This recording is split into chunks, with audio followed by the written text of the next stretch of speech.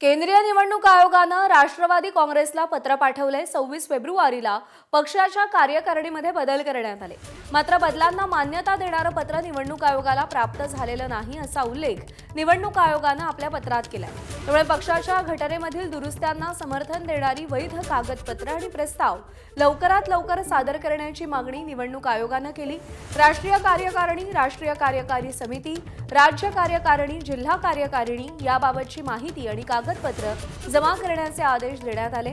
अजित पवारांच्या निधनानंतर 26 फेब्रुवारीला राष्ट्रवादीची कार्यकारिणी बोलवण्यात आली होती। यावेळी सुनेत्रा पवारांची पक्षाच्या राष्ट्रीय अध्यक्षपदी निवड करण्यात आली।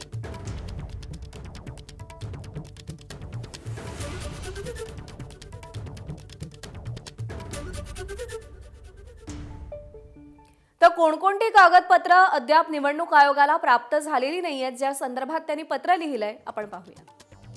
कलम 6 राष्ट्रीय कार्यकारिणी, राष्ट्रीय कार्यकारी समिती, राज्य कार्यकारिणी आणि जिल्हा कार्यकारिणीची माहिती द्या। कलम 7 प्राथमिक सदस्यत्व कसं आणि कोणास दिलं जातं ते सांगा। कलम 12 राज्य कार्यकारिणी कोणती आहे, त्यामध्ये कोणाकोणाचा समावेश आहे।